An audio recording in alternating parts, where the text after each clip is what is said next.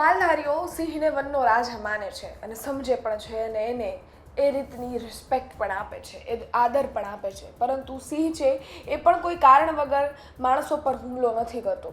પણ આ વર્ષો જૂની ગુજરાતની જે સહજતા છે એ હવે ક્યાંક જોખમી બનતી હોય એવું લાગી રહ્યું છે. એક બાદ એક છેલ્લા ઘણા સમયથી એવા સમાચાર સામે આવી રહ્યા છે જેમાં સિંહ છે એ લોકો પર હુમલો કરે અને ક્યાંક લોકોના જીવ પર બની આવે. છેલ્લા ઘણા સમયથી એવી અનેક ઘટનાઓ આપણે સાંભળી. એક ભાવનગરના જ ગ્રામ્યની ઘટના સાંભળી, બીજી જૂનાગઢના ગિરનારની સાંભળી, ત્રીજી ઘટના આપણે એ બાળકવાળી ઘટના સાંભળી. અનેક એવી ઘટનાઓ સાંભળી અને એને લઈ આપણે વાત પણ કરી અને એનાથી અનેક સવાલો પણ ઊભા થાય છે કે સિંહ છે એ આ વિભાગમાં કઈ રીતે અને શું કામ આવી રહ્યા છે, શું સિંહને રહેવાની જમીન જંગલ એ ઘટી રહ્યું છે. આ બધા સવાલો પર પછી જઈએ, પરંતુ એ પહેલાં આપણે આજની ઘટના પર વાત કરવાની છે જ્યાં ફરી સિંહે એક માલધારી સમાજના યુવક જે એમના પશુ છે એમને ચરાવી રહ્યા હતા ત્યાં જઈ અને ફરી એમના પશુ પર પણ હુમલો કર્યો છે અને એમના પર પણ હુમલો કર્યો છે. આ ઘટનાની વિગતવાર વાત કરીશું. નમસ્કાર, આપની સાથે હું જ્યોતિકા. જો તમારે પણ ગુજરાતના તમામ સમાચાર તમારી સ્ક્રીન પર જોતા છે તો અત્યારે જ ગુજરાત તકની યુટ્યુબ ચેનલ સબસ્ક્રાઇબ કરો. ફેસબુક, ઇન્સ્ટાગ્રામ પર જોઈ રહ્યા છો, ફોલો કરો. ભાવનગર જિલ્લાના સિહોર તાલુકાની ટોડી ગામની આ ઘટના છે જ્યાં ટોડી ગામના એક જે ગૌચરની જમીન છે ત્યાં 28 વર્ષના વિજયભાઈ નામકના યુવક છે એમની ઉપર સિંહે હુમલો કર્યો. વિજયભાઈ એમના પશુઓને લઈ અને ત્યાં ચરાવી રહ્યા હતા. એ ગૌચરની જમીનમાં છેલ્લા ઘણા સમયથી જે માલધારી સમાજના યુવાનો છે એ તેમના પશુપાલકો છે તેમને ત્યાં ચરાવે છે. એ ગૌચરની જમીન છે અને પશુપાલકો ત્યાં છેલ્લા ઘણા સમયથી ડર્યા વગર જાય પણ છે. આ એ જ ગૌચરનો વિસ્તાર છે જ્યાં અનેકવાર સિંહ છે એ પ્રવેશ પણ કરે છે. પરંતુ આ ફરી ઘટના બની છે અને આ ઘટના છે એ ભાવનગર જિલ્લાના સિહોર તાલુકાના ટોડી ગામની છે. ટોડી ગામમાં આ ઘટના બની છે. આ ઘટનામાં સર્વપ્રથમ સાંજનો સમય હતો અને વિજયભાઈ છે એમના પશુ છે અને પશુપાલનોને ચરાવી રહ્યા હતા. ત્યાં પાછળથી સિંહ આવે છે અને એમની ઉપર હુમલો કરે છે.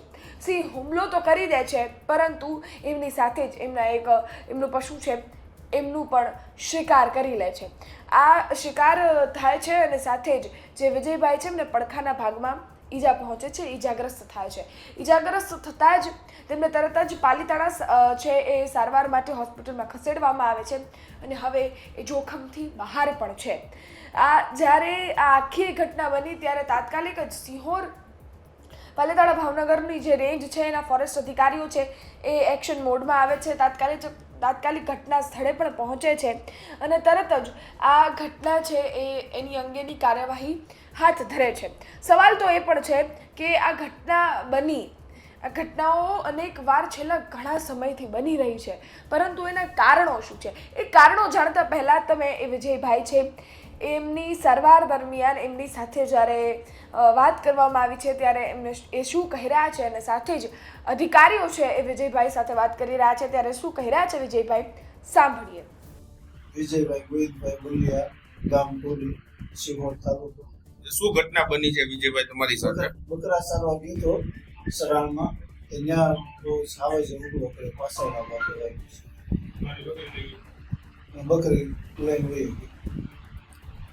પછી તમને સાવાજે મૂકી દીધો? હા, એ લાકડી મારી એટલે એમને મૂકી ગૌચરણમાં ચરાવવા ગયા?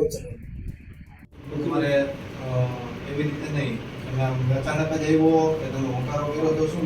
કોઈ વસ્તુ નહીં. બકરા સરતા હતા એટલે સીધા પડે બકરા પડી ગયા એટલે જોયું કે શું છે એટલે જોયું કે હવે સીધું બકરું તોડ્યું એટલે હાકલો કર્યો એટલે મારે એને બેઠો તો એને અમારી પાસે થયું લાંબુ વેળું હતું નહીં એટલે મેં હાકલો કર્યો એટલે એને મૂકીને સીધો મારી સામે દોડ કાઢે. સીધો મારી સામે દોડ કાઢી એટલે સીધો મને તોડી લીધો. એટલે મેં લાકડી એને એમને થોડું એટલે મેં લાકડી મારી એટલે મને મૂકી પાછું બકરું લઈને પાછું વહી. વન વિભાગની ટીમ છે એ તાત્કાલિક તડબાતોડ ઘટના સ્થળે પહોંચે છે, કાર્યવાહી હાથ પણ ધરે છે. અલગ અલગ જગ્યાઓએ પિંજરા રાખવા અને બીજી અનેક એવી જે કાર્યવાહી છે એ હાથ ધરવામાં આવી છે અને એને લઈ સાવચેત પગલાં પણ ભરવામાં આવશે. સવાલ આ બધા નથી. સવાલ એ છે કે શું સિંહ બહાર એમનો વિસ્તાર છોડી કેમ આવી રહ્યા છે? સિંહની પ્રકૃતિની વાત કરીએ તો સર્વપ્રથમ સિંહનો પહેલો શિકાર કોઈ દિવસ માણસ હોતો જ નથી. કે માણસ કે ડોમેસ્ટિક એનિમલ્સ જેને કહી શકાય, ગાય છે, આ બધો એમનો પહેલો શિકાર નથી હોતો. એમનો શિકાર એ જ છે જેમના વિસ્તારમાં ફરે છે અને એમનો જ એ શિકાર કરી એમનું પેટ ભરે છે. પરંતુ સિંહ બહાર આવી હુમલો શું કામ કરી રહ્યા છે? સવાલ એ જ છે કે જમીન નથી, જેટલા સિંહો છે એટલી સામે જમીન નથી, એટલું જંગલ નથી કે સિંહ છે એ એમના વિસ્તારમાં રહે, એટલે બારે આવી આટા ફેરા મારી રહ્યા છે. હવે આ સમય દૂર નથી જ્યારે આપણી પાસે આ જમીનની અછત હશે. સિંહો છે એમની મત ગણતરી, એમની જે સિંહ ગણતરી છે એ વધતી જશે અને સામે આપણે બધાને જંગલમાં રહેવાનો વારો આવી શકે અને સિંહ કદાચ આપણા વિસ્તારમાં ફરે. અને આ પહેલી ઘટના નથી, આ ભાવનગરમાં પહેલી વાર નથી બન્યું. ભાવનગરમાં આની પહેલાં પણ કાળુભા નામકના યુવક, માલધારી યુવક છે, એમની ઉપર સિંહે એમના ચોરાહા પર આવી હુમલો કર્યો હતો. એમની માથે બેઠ્યા હતા સિંહ અને એમની ઉપર હુમલો કરતા એમણે પણ જીવ બચાવ્યો હતો.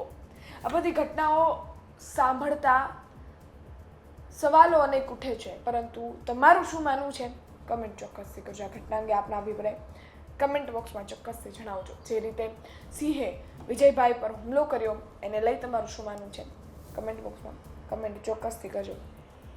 સાથે જ જે રીતે સિંહ યુવાનો પર અને માલધારી સમાજના યુવકો જે ગૌચર કરી રહ્યા હોય, જમીન પર એમના પશુપાલનોને ચરાવતા હોય છે, ત્યાં આવી રીતે હુમલા થાય છે એને લઈ તમારું શું માનવું છે કમેન્ટ ચોક્કસથી કરજો. જૂની પ્રથા, જૂના સંબંધો, સિંહ અને જે સહજતા છે જે એ જોખમી બની રહી છે એને લઈ પણ તમારું શું માનવું છે કમેન્ટ ચોક્કસથી કરજો. ફરી મળીશું.